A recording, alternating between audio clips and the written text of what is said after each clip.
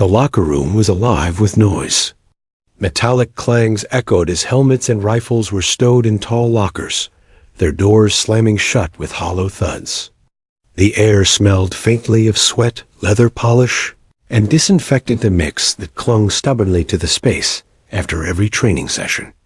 Soldiers peeled off heavy uniforms, laughter rolling between them like thunder bouncing from wall to wall.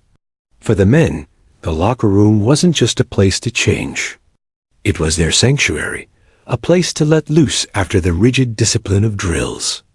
Here, hierarchy softened, and rank was replaced by humor. Teasing was currency. Banter was survival. "Hey, you see Daniel's trip over his own rifle today?" One soldier shouted from across the room, pulling his shirt over his head. The others erupted in laughter. "Yeah," another chimed in, slapping his thigh. He almost saluted the dirt on his way down.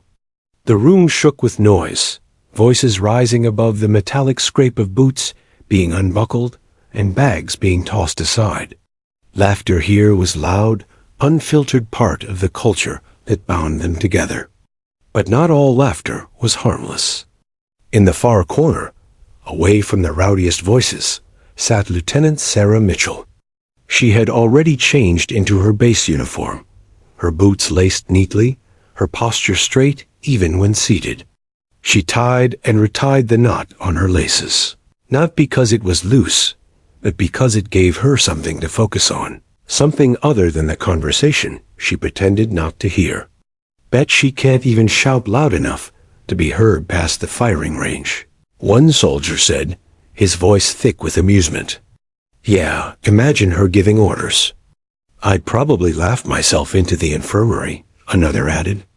More laughter erupted, harsh and sharp, bouncing against the walls like stones ricocheting. Sarah's jaw tightened, but she kept her face neutral. Years of training had taught her composure, never show weakness, never give fuel to doubt. Still, the words stung. She could endure pain, exhaustion, even ridicule. But the quiet disbelief in their voices, the way they dismissed her before she'd had a chance to prove herself, that was harder to ignore. "Mitchell," a soldier called across the room, mock cheer in his tone. "When are you going to show us how it's done? Maybe lead us in stretches? That counts as command, right?" The laughter returned, this time louder, crueler. Sarah didn't respond. She tightened her boots, stood, and adjusted her uniform with steady hands. Her silence spoke louder than any retort she could have given. But silence didn't satisfy them. It only fueled their belief that she didn't belong. She walked past them toward her locker, her footsteps firm, her gaze fixed straight ahead. The chatter dimmed briefly as her presence cut through the room, but only for a moment. Once she passed, the whispers returned. "She doesn't have it. Mark my words, she'll wash out within a year. Maybe sooner." Sarah's locker was tucked at the end of the row, away from the center of the noise. She opened it slowly, methodically. Inside were her few belongings: a folded photograph of her family, a notebook filled with training notes, and a neatly pressed spare uniform. She stared at the photo briefly, her father in his navy blues, her mother smiling proudly beside him. Her father had worn command with dignity, respect, and an unshakable presence. He had believed in her more than anyone. She whispered to herself, so low no one could hear, "I'll make you proud." The words steadied her.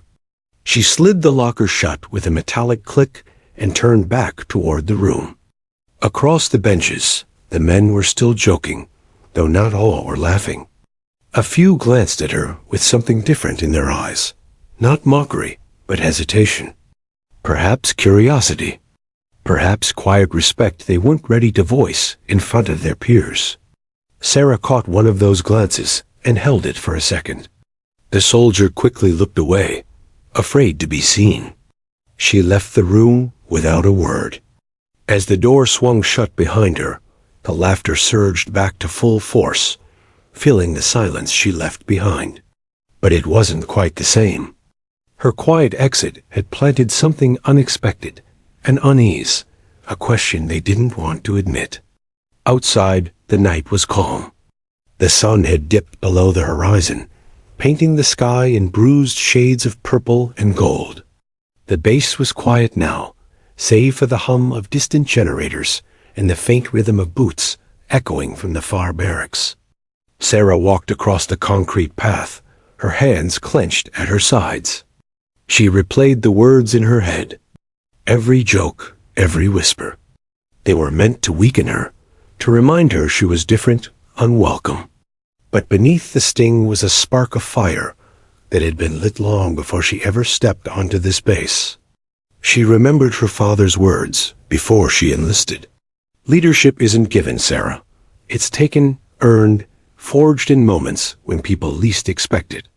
They'll doubt you, but that doubt is your weapon. Use it. She had nodded then, not fully understanding. Now, standing under the fading light, she felt the truth of his words pressing into her chest. Back in the locker room, the soldiers laughed louder, but some voices faltered. One soldier, Daniels the same who had tripped earlier, spoke quietly, almost to himself. She didn't even flinch. What? His friend asked. She heard us. You know she did. But she didn't crack. Didn't say a word. So what? She'd crack eventually. They always do. Daniels didn't answer. The laughter continued, but a seed of doubt had been sown, not about Sarah, but about themselves. Sarah returned to her quarters, the dim light of her desk lamp casting long shadows across the room. She opened her notebook, flipping past pages of drills and tactical notes, until she reached a blank sheet. She picked up her pen and began to write, not about strategy, not about commands, but about the laughter, about the locker room, about the weight of being doubted before being tested. Her handwriting was firm, steady. They laughed tonight. They'll laugh again tomorrow. But laughter fades. Action doesn't. One day, the room will fall silent, not because I asked for it, but because I earned it. She closed the notebook, set it aside, and sat back. The laughter from the locker room still echoed faintly in her ears, but in her mind, she replaced it with another sound, the silence that would come, the respect she would demand, the moment when her presence alone would be enough to quiet the room.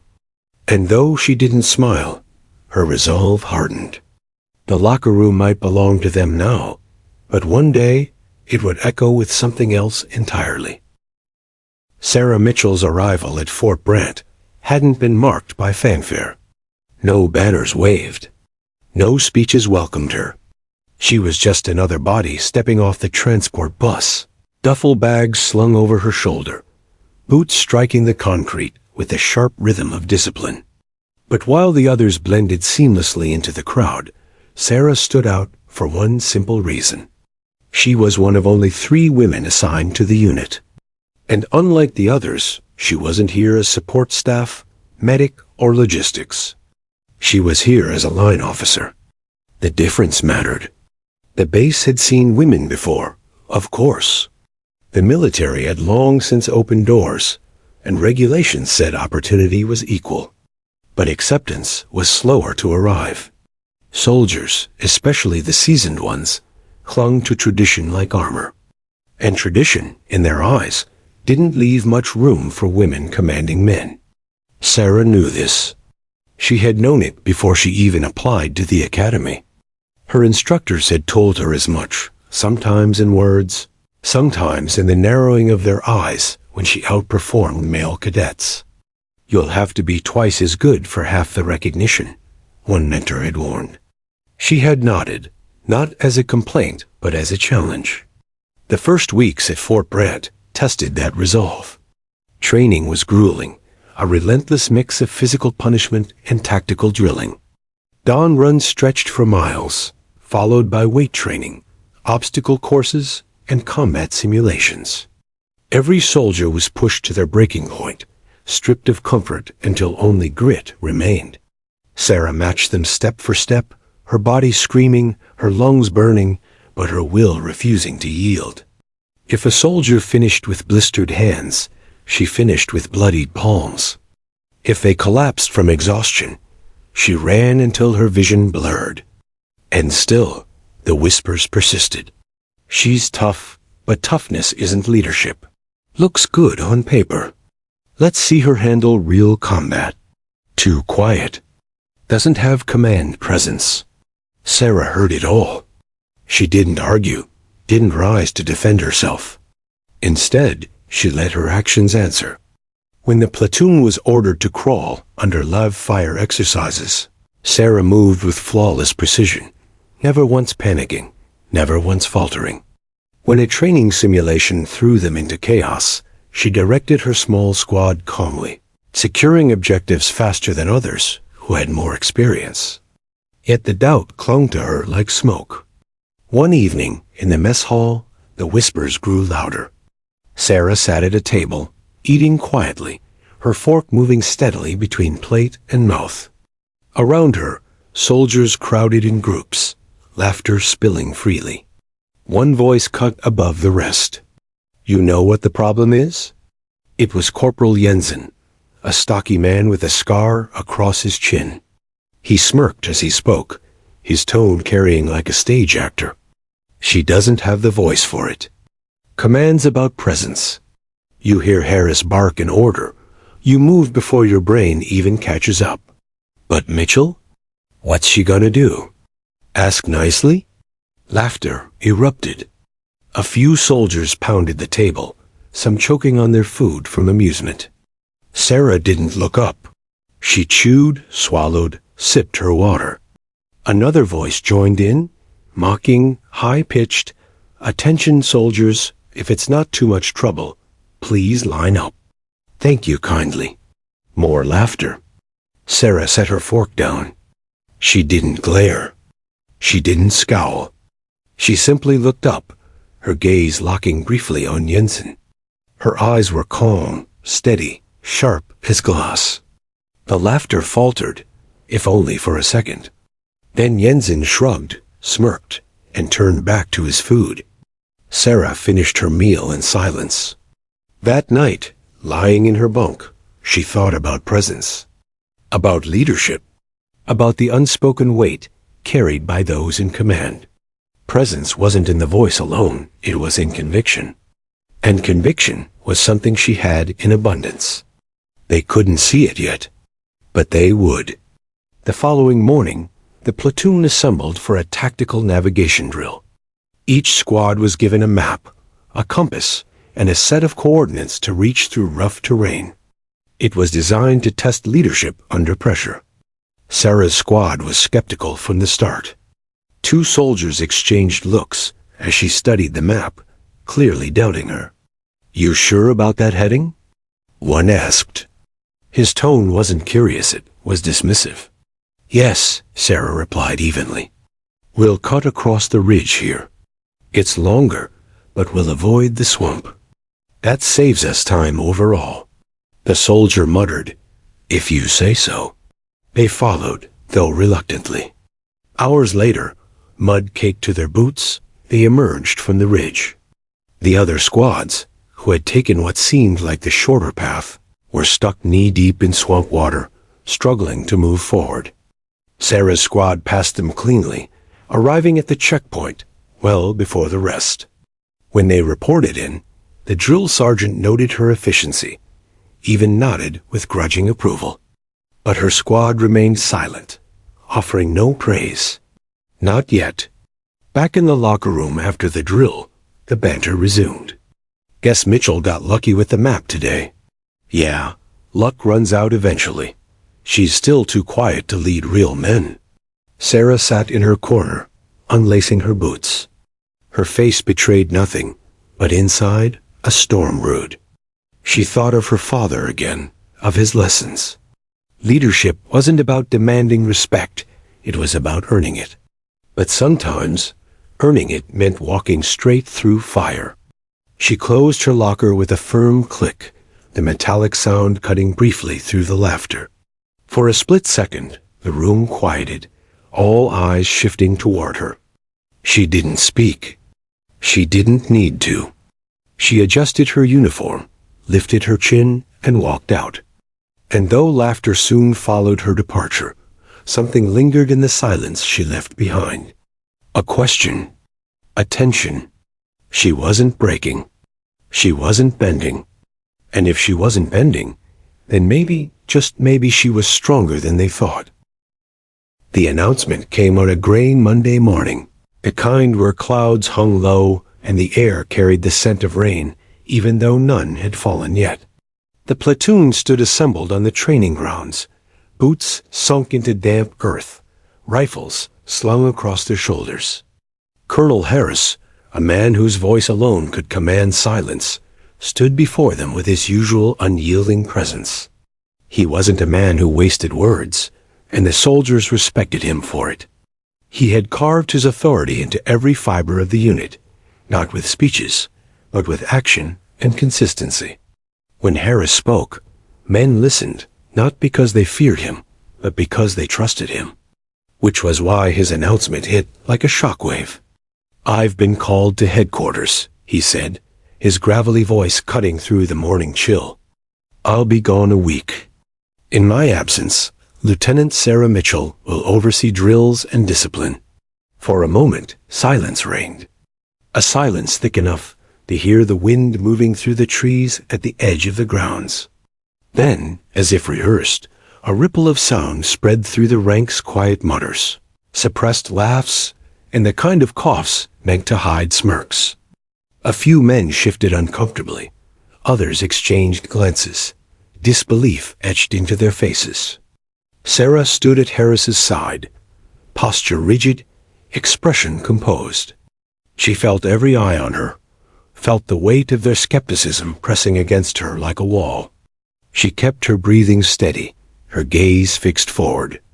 Harris continued, oblivious or uncaring of the murmurs. "Lieutenant Mitchell has my full authority until my return. Any disrespect toward her is disrespect toward me. And you all know how I deal with that." The murmurs died instantly. No one wanted to test Harris's wrath. Still, Sarah could read the looks in their eyes. His words might have silenced their voices, but not their doubts. When Harris dismissed the unit, the soldiers dispersed into small groups, their whispers trailing behind them like smoke.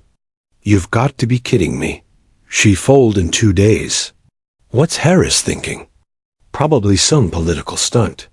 Check a box. That's all." Sarah walked past them without hesitation, her boots firm against the gravel. If she had heard their comments, and she gave no sign. That evening, the locker room was louder than usual. The tension from Harris's announcement had become fuel for ridicule. Soldiers sprawled on benches, peeling off sweat-drenched uniforms, the air thick with the smell of exhaustion and musk. But instead of their usual banter about drills, their attention fixated on one subject. Sarah. Imagine her trying to yell at us, one soldier said, tugging at his boots. Bet her voice cracks halfway through. The room erupted with laughter. "Nah, nah," another chimed in, standing on a bench in exaggerated form. He pitched his voice high and mocked. "Soldiers, please, if you'd be so kind, line up." "Pretty please?" The laughter doubled, echoing off the tile walls. One soldier pretended to salute dramatically, stumbling backward as though fainting. "Yes, Commander Mitchell." "Right away, ma'am." He hit the bench with a thud, and the room howled. Even those who didn't join in couldn't resist chuckling. The few who remained silent Daniels among them kept their heads down, unwilling to risk becoming targets themselves. Sarah wasn't there. Not yet. In her quarters, Sarah sat at her desk, polishing her boots with meticulous care. The leather gleamed under the lamplight, every stroke of the cloth measured, precise. It was a ritual for her, a way to steady her thoughts. Harris's words still lingered in her mind. Any disrespect toward her is disrespect toward me. It was protection, yes, but also a test. She knew Harris. He didn't assign responsibility lightly. If he had given her command, it wasn't charity. It was expectation. And if she failed, it would confirm every whispered doubt, every snide remark. Her hand paused over the boot. She exhaled slowly, controlled. Tomorrow would be the first day of her command. She would not falter. Back in the locker room, the jokes grew bolder. What if she makes us run drills in pink ribbons? Don't forget the makeup inspection after. Bet she can't even fire off a command without blushing. Laughter rang louder, bouncing from wall to wall until it was deafening. And then the door creaked open. At first, no one noticed. The laughter rolled on, filling the space. But as Sarah stepped inside, the air shifted. She wasn't in fatigues. She wasn't in casual gear. She was in the commander's uniform, polished, immaculate, insignia gleaming on her chest. The laughter cracked, stumbled, died. One by one, the soldiers turned toward her. Their smirks froze. Their mock salutes fell away. The silence that followed was thick, heavy, suffocating. Sarah didn't raise her voice. She didn't scold. She didn't need to. She simply looked around the room, her eyes calm, unwavering. Then, with measured steps, she crossed to her locker, opened it, and stowed her belongings. The only sound was the metallic clang of the door shutting. She turned, met their gazes one by one, and said quietly, "Drills begin at 0500. Don't be late." Her voice was steady, neither harsh nor soft, but it cut through the silence like steel. Then she left. The door closed behind her, and the locker room remained hushed. No one laughed. Not immediately. Not after that. Later, as the men filed out, the whispers returned muted this time, uncertain. She looked like she meant it. Still won't last. Just wait. But their words lacked conviction. Doubt had shifted, subtly, almost imperceptibly. And though Sarah walked alone back to her quarters, a quiet strength followed her. The room that had once been filled with laughter now echoed with something different. Something unfamiliar. Something that felt very much like the beginning of change. The first few days of Sarah's temporary command passed without open defiance, but she could feel the tension simmering beneath the surface. Orders were followed, yes, but grudgingly. Responses came slower than they should, salutes sloppier than regulation. The men carried themselves with the subtle resistance of soldiers who are waiting for failure, not respecting authority. She noticed everything: the eye rolls when she corrected mistakes, the sarcastic mutters when she dismissed them from drills, the way conversations dropped to whispers the moment she entered a room. It wasn't disobedience yet, but it was close. The line between discipline and mockery grew thinner with each passing day. That Friday evening, after a grueling run and weapons drill, the platoon returned to the locker room. The space was humid, thick with the scent of sweat and gun oil. Normally, the men would be too exhausted for much banter. But tonight, something was different. The energy in the room crackled, restless, like a storm building. It started small. "Mitchell's got us running like we're in a marathon," one soldier grumbled as he peeled his shirt off. "Bet she's trying to prove something." "She can't prove what isn't there," another replied. "Harris gives us commands, we move." "She gives us commands, I just hear." Nothing. The laughter that followed wasn't as sharp as before, more weary amusement than ridicule. But then Jensen, the loudest voice, always eager to stir, stood on a bench, his grin wide and mischievous. All right, he said, waving for silence. "Let's practice for tomorrow. Who wants to be Mitchell?" A few chuckles rolled through the room. Jensen straightened his posture, stuck his chest out in a parody of authority, and raised his voice into a falsetto. "Good evening, soldiers. If you could all line up like good little boys, That'd be wonderful. The room erupted in laughter. Soldiers slapped their thighs. Some doubled over on the benches. Jensen strutted across the narrow aisle like a caricature, saluting dramatically at imaginary troops. Now remember, safety first. Don't forget your sunscreen for the drills tomorrow. The laughter grew louder, echoing off the walls until it was deafening. The men weren't just mocking Sarah. They were dismantling her authority, piece by piece, turning her command into a punchline. Daniel sat in the corner, tying his boots in silence. His jaw tightened, but he said nothing. To protest would have been to invite ridicule himself. Jensen's performance escalated. He grabbed a towel, draped it across his shoulders like a cape, and strutted like a general on parade. "Attention, troops!" he barked in his mocking falsetto. "From now on, we'll be skipping the rifle range and heading straight to yoga class. Stretch, breathe, and find your inner peace." The room exploded again, some soldiers wheezing with laughter, others banging lockers in approval. And then the door opened.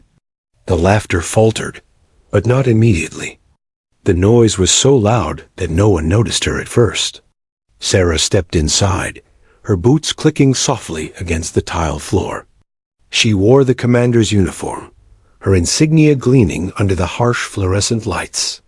She carried herself with the quiet gravity of someone who belonged in it, not borrowed authority, but earned presence. The laughter died in ripples, one soldier silencing after another, until the room was still. Jensen froze mid-gesture, towel hanging from his shoulders, his smirk slipping. The silence was absolute, broken only by the distant hum of the base generator outside. Sarah didn't raise her voice. She didn't scowl. She simply let the silence stretch, heavy and uncomfortable, her eyes scanning the room. One by one, the soldiers avoided her gaze, their earlier bravado crumbling under the weight of her calm. Finally, she spoke. 0500, formation. Don't be late. Her voice was steady level. No falsetto. No mimicry. Just command. She turned, opened her locker, placed her gear inside, and closed it with a sharp metallic clang. Then she walked out, leaving behind a silence so suffocating it felt like a vacuum. For a long moment, no one moved. Jensen shifted uncomfortably, the towel slipping from his shoulders. He tried to laugh, but the sound came out hollow. "Well," he muttered, "guess she?" Overheard. No one joined him. Daniel stood, slung his bag over his shoulder, and gave Jensen a hard look. "You think she didn't already know what we've been saying?" he asked quietly. "Difference is, she doesn't waste time acting like a clown." Jensen didn't reply. That night, the mood in the barracks was subdued. The soldiers lay in their bunks, whispers passing through the dark like faint currents. She didn't even blink. Yeah, didn't yell. Didn't threaten. Just owned the room without saying a damn thing. Not everyone admitted it, but something had shifted. The ridicule hadn't landed the way it usually did. Their laughter had echoed, yes, but it had collapsed the moment Sarah appeared. And in its place was something they hadn't expected: shame. In her quarters, Sarah sat at her desk, notebook open. She wrote steadily, her pen scratching across the page. Tonight, they laughed, louder than before. But laughter is fragile. It collapses under silence. A leader doesn't always need to shout. Sometimes presence is enough. Tomorrow, they'll test me again. They'll push. They'll doubt. Let them. I don't need to answer with words. I'll answer with results. She closed the notebook, leaned back in her chair, and exhaled. She didn't feel triumphant, not yet. But she felt steady. And steady was enough. The next morning, 0500 sharp, the platoon assembled on the training grounds. Not one man was late. Sarah stood before them, her posture firm, her eyes unwavering. For the first time, the locker room laughter didn't follow her onto the field.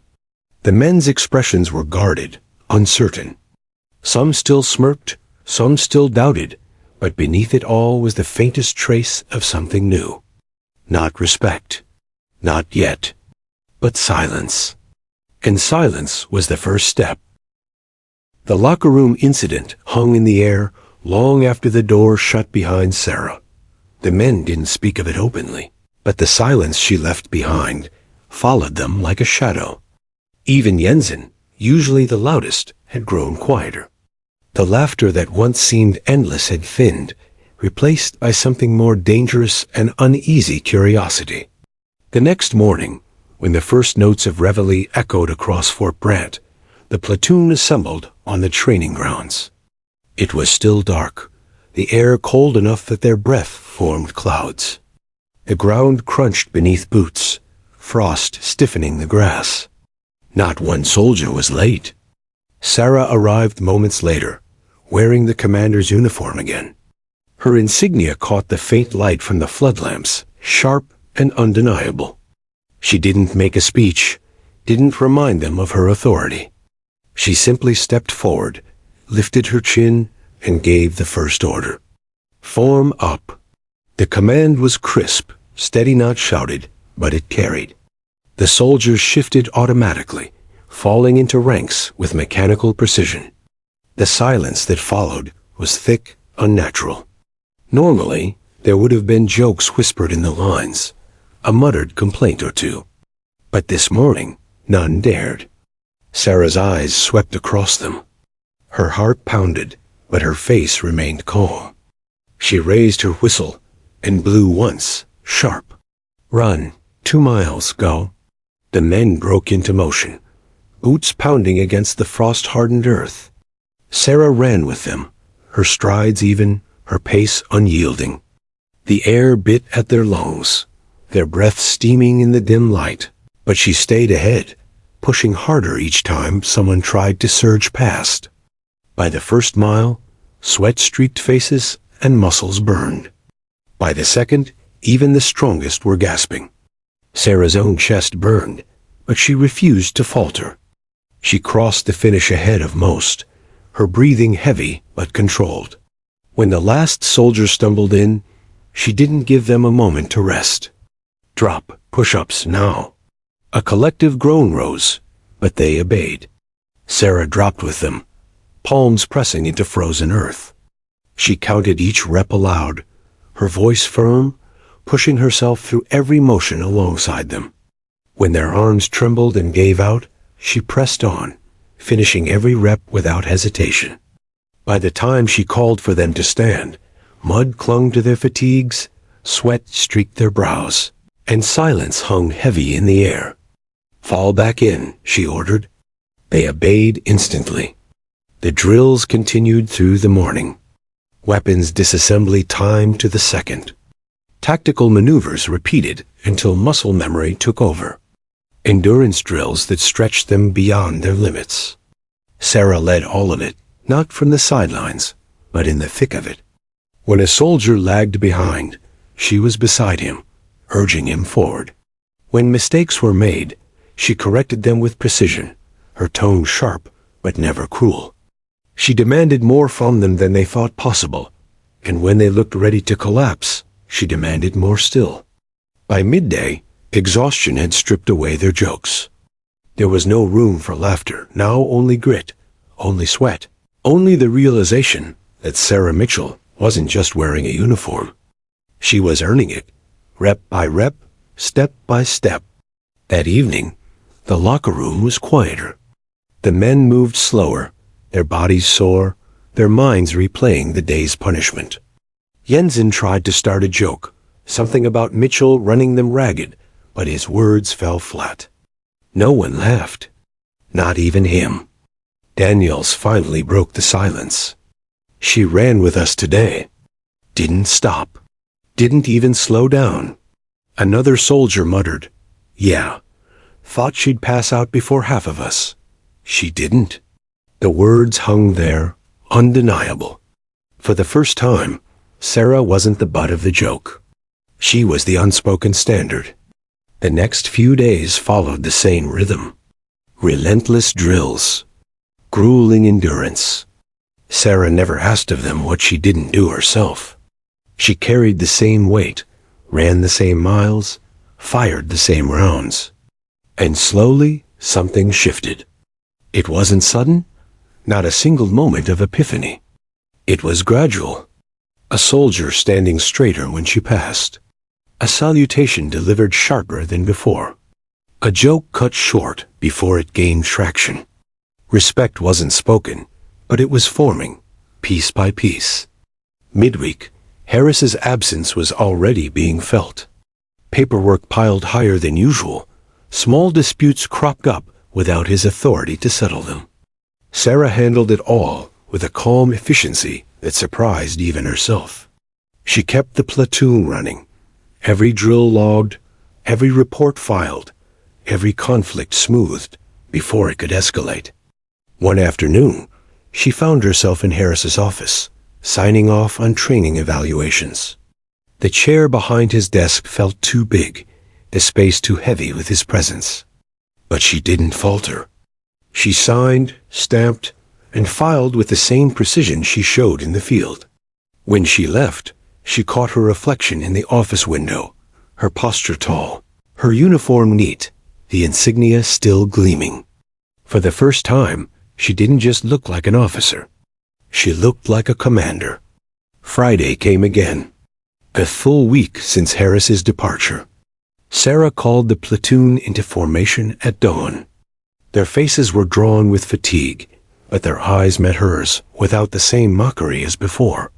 She let her gaze sweep across them, steady and unblinking. Then she spoke, her voice carrying over the frosted ground. You thought this week would break you. Some of you hoped it would break me. It didn't. We're still here. Stronger than before. She paused, letting her words settle. Tomorrow, Colonel Harris returns. You'll stand in front of him sharper, tighter, and more disciplined than you've ever been. That's not because of me. That's because of you. But don't mistake this discipline doesn't vanish when the commander walks away. It stays, understand? Yes, ma'am. The response came loud, unified, instinctive. Sarah's chest tightened, not with doubt, but with something new. For the first time, the weight of command didn't feel borrowed. It felt real. That night, the locker room buzzed again, but the tone had changed. She's tougher than I thought. Never seen anyone push like that, not even Harris. She's earned it. No doubt about that. The laughter had returned, but it wasn't cruel. It was lighter, tinged with a reluctant respect. And though Sarah wasn't there to hear it, the change was undeniable. The woman they once mocked was no longer the butt of their jokes. She was the one leading them through the fire. The following week began with an announcement that shifted the air in the barracks. Colonel Harris had arranged for a surprise endurance and tactical exercise before his return. It wasn't unusual Harris believed in pressure testing his men when they least expected it, but this time he wouldn't be present to oversee it. The responsibility fell squarely on Sarah Mitchell's shoulders. The men gathered on the grounds as dawn painted the sky with pale streaks of orange. Their gear was loaded, rucksacks stuffed with supplies, rifles slung across their shoulders. They whispered among themselves, some skeptical, others silently bracing for the ordeal ahead. Sarah stood before them, clipboard in hand, her posture sharp. This exercise will last 24 hours. Navigation, endurance, combat readiness, and survival. You'll operate as squads. Failure is not an option. She didn't dramatize it, didn't try to inspire them with grand speeches. She simply laid it out like a fact, because that's what it was. Then she raised her whistle and blew sharply. Move out. The exercise began with a forced march through the wooded terrain surrounding the base. The rucksacks weighed heavy 50 pounds of gear, pressing down on tired shoulders. The ground was uneven, mud sucking at their boots, branches clawing at their sleeves. Sarah led from the front. She carried the same weight, took the same steps, pushed through the same biting wind. The men grumbled at first, the weight dragging on their stamina, but every time one slowed, she adjusted the pace just enough to keep them moving as a unit. "Stay tight," she barked when a gap formed. "No stragglers. No excuses." By midday, the march gave way to drills. The platoon navigated through checkpoints, each marked with tasks: rifle assembly under time pressure, field medic procedures, and defensive maneuvers against mock ambushes. Sarah's sharp eye caught every mistake. When Jensen dropped his rifle bolt into the mud during reassembly, she made him redo it 3 times until his hands shook with fatigue. When Martinez misapplied a tourniquet during the medic drill, she corrected him firmly, then forced the entire squad to repeat the procedure until they nailed it. "This isn't about speed," she told them, her voice like steel. "It's about survival. Yours and your brother's." As night fell, the real test began. Harris had arranged for simulated night raids, blank rounds, smoke grenades, and surprise flares set off by instructors hidden in the woods. The men were exhausted, their legs trembling from the day's march, but there was no reprieve. Sarah moved through the dark like she belonged in it. Her voice cut sharp through the noise, directing squads into formation, calling out corrections, steadying panicked hands fumbling at weapons. "Cover left flank," she shouted as smoke rolled in. "Daniels, hold position, don't break line." Her commands weren't guesses. They were instinctive, born of training and discipline. She didn't hesitate, and her certainty bled into the men. Where there might have been chaos, there was cohesion. By 0200 hours, the platoon was crawling through mud, clothes soaked, lungs raw. Every man felt the weight of exhaustion pressing down like a vice. And still Sarah pushed. Not recklessly, not to break them, but to show them they could go further than they believed. Around 0300, the exercise reached its climax. A sudden explosion of flares lit the tree line, bathing the woods in a harsh red glow. An instructor-led ambush stormed the platoon with blanks and pyrotechnics. Shouts erupted, the air thick with smoke. The men faltered. Someone broke formation. Another froze, rifle clutched uselessly. Panic clawed at the edges of discipline. Sarah didn't flinch. She pushed through the chaos, grabbing shoulders, steadying men, pulling them back into line. "Hold the line," she bellowed. "Return fire. Stay low, move smart." Her voice cut through the noise like a lifeline. Slowly, the panic subsided. The men rallied, rifles snapping into firing position, movements sharp despite fatigue. They fought through the ambush until the instructors called ceasefire, smoke thinning as silence fell. The men collapsed to the ground, gasping, mud streaking their faces. Sarah stood among them, chest heaving, uniform filthy, but her eyes blazing with pride. "You didn't break," she said quietly, almost to herself. Then louder, "You didn't break." For the first time, her words drew cheers instead of groans. Exhausted cheers, yes, but real. Dawn broke over the horizon as the platoon staggered back to the base, 24 hours behind them. Their bodies were wrecked, but their faces carried something new. They had been tested, not just as individuals, but as a unit, and they had come out intact. Sarah dismissed them, and they dragged themselves toward showers and bunks. But the whispers that followed her weren't mocking anymore. "She kept us together, didn't back down once. She's tougher than half the commanders we've had." Jensen, still covered in mud, muttered under his breath. "She might just be tougher than Harris." No one laughed at that. Not because it was a joke, but because it might have been true. That evening, Sarah sat alone in Harris's office, The exercise reports spread across the desk.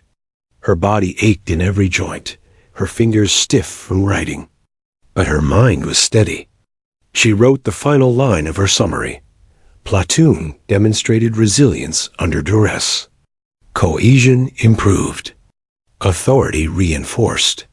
She paused, then added something she hadn't expected to write. Command potential realized. Leaning back, she closed the folder and exhaled slowly. The proving ground hadn't just tested the men. It had tested her. And for the first time, she no longer felt like a placeholder in Harris's absence. She felt like a commander. The platoon would never admit it outright, not yet, but the shift was complete. Where laughter once echoed, silence now held. And within that silence was something stronger, something Sarah had fought for and earned, respect. The day of Colonel Harris's return arrived with a tension that rippled through every corner of the base. Rumors had spread of the endurance march, the night raid, the relentless drills, but no one knew how Harris would react to what had unfolded in his absence. The men polished their boots until they gleamed, pressed their uniforms sharp, and fell into formation before dawn. Not one soldier was late. Not one stance was sloppy. They stood shoulder to shoulder, backs straight, eyes forward. Sarah inspected them silently, her hands clasped behind her back. She said nothing, just paced down the line, her eyes sharp. There were no jokes, no smirks, no whispers. The platoon was ready not because Harris demanded it, but because she had demanded it. The sound of an engine broke the stillness.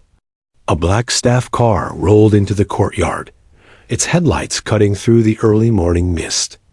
The vehicle stopped and the door opened. Colonel Harris stepped out. He looked exactly as they remembered. Tall, broad-shouldered, his uniform immaculate, his presence commanding. His eyes scanned the formation with practiced ease, but there was a flicker of surprise as he registered the sharpness of their posture, the weight of their silence. Sarah stepped forward, saluted crisply. "Platoon ready for inspection, sir." Harris returned the salute, his gaze steady on her. At ease. The men shifted, but only slightly. Their discipline was palpable, their silence almost unnerving. Harris walked the line slowly, his boots crunching against the gravel. He stopped to glance at uniforms, at rifles, at faces streaked with the faint lines of fatigue that no polish could hide. When he reached Jensen, he paused. "You look like you've been through hell, soldier." "Yes, sir," Jensen replied firmly. "But we held together." Harris raised an eyebrow, but said nothing. He continued down the line until he circled back to Sarah. "My office, now." The tension in Harris's office was thick. Sarah stood at attention, her hands clasped behind her back, while Harris settled into his chair. He studied her for a long moment, his expression unreadable. "I expected to return to a mess," he said finally. "Discipline slipping. Reports half finished. Soldiers testing their limits without me here to keep them in check." He leaned forward, folding his hands on the desk. "Instead, I find the sharpest formation I've seen in months." "Care to explain?" Sarah kept her voice steady. "The platoon was restless at first, sir. They tested me. Laughed, doubted, resisted. But I didn't let it slide. I kept the drills relentless. I pushed them harder than they thought they could go. I made them face themselves. And the proving ground exercise? Successful, Sarah replied. Every squad completed their objectives. They held under fire, even when fatigue threatened to break them. They came back together, stronger. Harris studied her closely, his eyes narrowing slightly. You didn't just hold the line, Mitchell. You built it stronger. Sarah didn't flinch under his gaze. I did what was necessary, sir. For a moment, silence hung between them. Then Harris leaned back, a faint smile tugging at the corner of his mouth. When I left, I wondered whether you were ready. Whether this was a test you'd fail. But it looks like the platoon isn't laughing anymore. Sarah allowed herself the smallest nod. No, sir. Word of Harris's return spread quickly, and the platoon buzzed with nervous energy. Some feared the commander would undo everything Sarah had built, reverting to his old methods. Others wondered if he'd noticed the changes at all. But Harris wasn't blind. Over the next few days, he observed quietly, walking among the men, watching drills, listening to their tone. He saw the difference, the way they fell into line without hesitation, the way they carried themselves with sharper focus, the absence of mockery that had once poisoned their ranks. One evening, as the men filed into the mess hall, Harris stopped Daniels. "You've been with this platoon longer than most," Harris said. "What happened while I was gone?" Daniels hesitated. "Mitchell happened, sir. She didn't just fill your shoes. She made us believe she belonged in them. She pushed harder than you do sometimes. And we followed because she didn't just tell us what to do. She did it with us." Harris's eyes flicked across the hall, where Sarah was seated at the far table, listening intently to Martinez describe a weapons malfunction. She wasn't sitting apart, but she wasn't trying to blend in either. She held herself differently. Now command flowed through her posture, not just her uniform. Harris nodded once and dismissed Daniels. The real test came on Friday. Harris had scheduled a live fire exercise, one that required flawless timing and trust among the men. It was dangerous. Blank rounds were one thing, live ammunition another. Mistakes could cost lives. The platoon assembled nervously.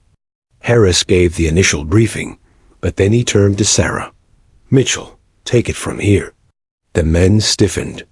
Some stole glances at one another, but no one spoke. Sarah stepped forward, clipboard in hand, and outlined the drill.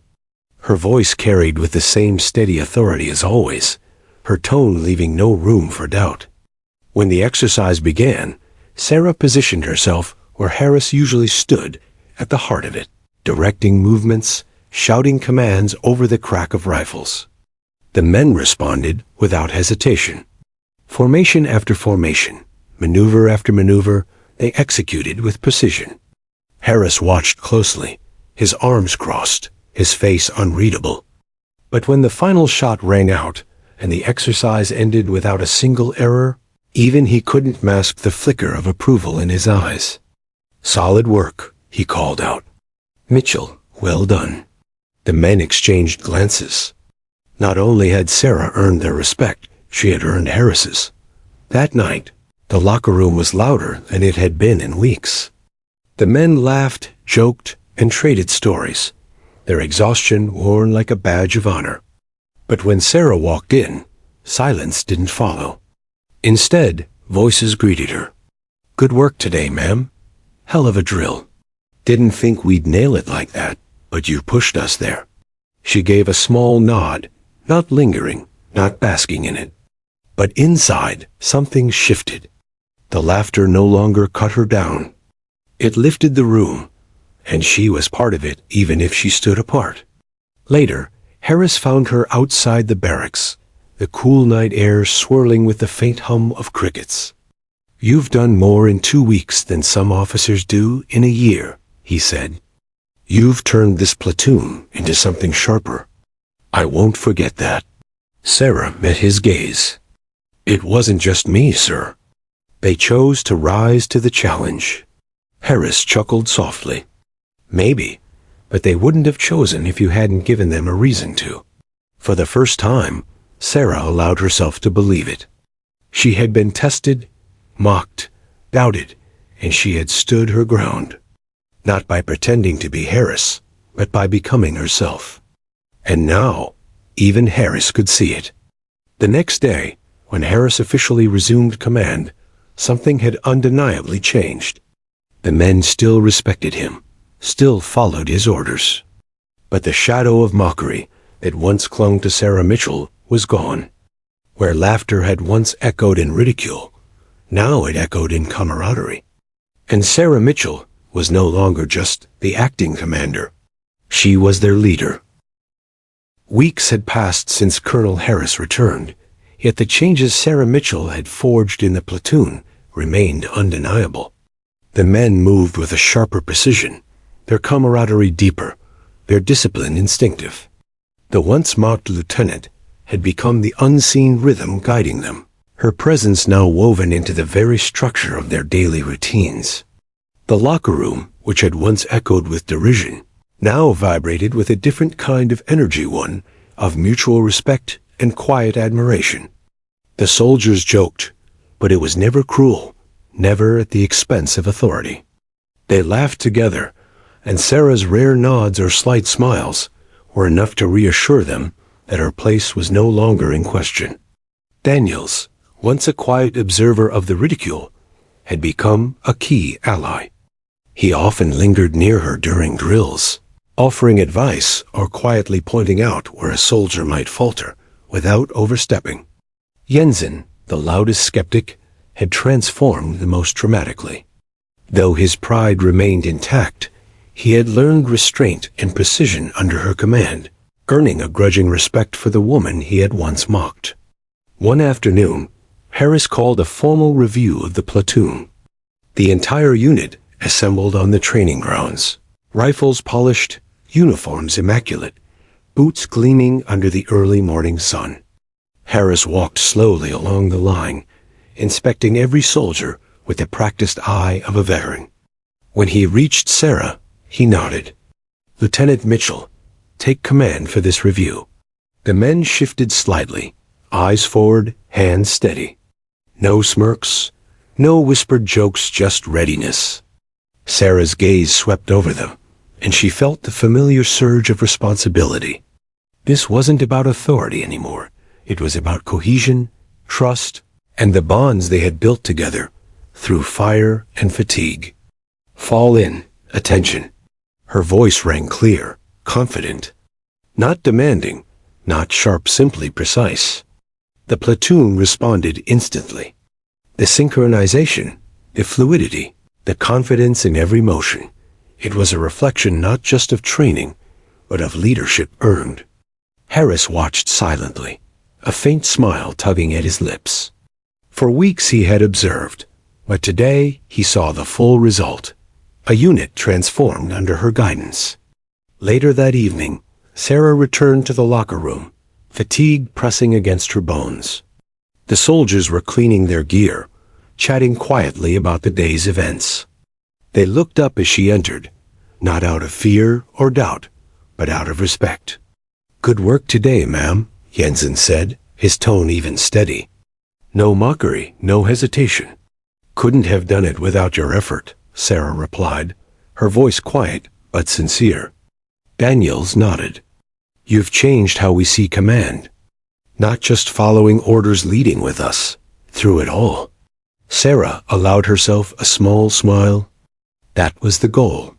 She walked to her locker, stowing her gear. As she did, her eyes lingered on a small photograph pinned to the inside. Her family, her father in his navy blues, smiling with pride. It had been her quiet reminder through all the challenges, why she endured the whispers, the ridicule, the physical strain. And now she realized she had truly earned that pride. The next day, Harris gathered the platoon for a final word session. He stood at the front, a commanding presence. Yet his gaze occasionally flicked toward Sarah. "I wanted to return to a standard platoon," he said. "But what I've seen over the past weeks is something far better." Mitchell didn't just maintain order, she transformed it. And the result speaks for itself. The men stood taller, their expressions a mix of humility and acknowledgement. Harris paused, letting the weight of his words settle. Respect is earned in many ways, through authority, skill, and action. You've all experienced that firsthand. He turned to Sarah. "Lieutenant, you've proven yourself beyond measure. Not only to this platoon, but to me. That is commendable." The soldiers shifted, murmuring agreement. For the first time, there was no doubt in their minds. no skepticism to hide behind. The respect she had earned was now permanent, etched into the way they carried themselves and each other. Weeks turned into months, and the echoes of Sarah's leadership continued to shape the platoon. During drills, soldiers anticipated her corrections, learning to trust her judgment. When challenges arose, unexpected drills, equipment malfunctions, or logistical obstacles, the unit adapted seamlessly. The lessons of endurance, cohesion, and silent authority had been imprinted on every member. Even laughter, when it returned, held a new tone. It was camaraderie, not derision. It was the echo of trust, shared effort, and recognition of leadership that demanded respect through example rather than fear or intimidation. Sarah herself continued to lead without pretense. She never boasted, never flaunted authority. But the soldiers no longer doubted her presence. They relied on it. One quiet evening, Sarah walked through the barracks, observing the platoon as they cleaned weapons, folded uniforms, or reviewed tactical maps. She paused for a moment at the end of the hall, watching a group of younger recruits listen intently as Daniels instructed them on rifle assembly. Jensen passed by, nodding briefly in her direction. "Sir," he said lightly, then caught himself. "Ma'am, just wanted to say, thanks for pushing us, for not letting us fail ourselves." Sarah smiled softly. "You earned it. I just guided the way." Even the smallest gestures, the quiet words, reflected the profound shift in culture she had created. The platoon wasn't just stronger physically, it was stronger mentally, emotionally, and morally. And in that, Sarah realized the true measure of leadership. Years later, stories of Sarah Mitchell's temporary command became part of the platoon's lore. Soldiers spoke of her not with mockery, but with admiration. They recounted the relentless endurance drills, the proving ground, the night raid, and the unwavering authority that had transformed them. Her presence had left a permanent mark, not in fear, but in respect. And when new recruits arrived, whispers of her legacy preceded her name. The locker room, once a place of laughter at her expense, had become a place of camaraderie, discipline, and quiet reverence. And somewhere in the back of every soldier's mind lingered a simple, undeniable truth. Leadership isn't about loud words. It's about presence, integrity, and the courage to stand firm when every voice doubts you. Sarah Mitchell had stood firm, and the echoes of that strength would resonate long after she walked out of the door.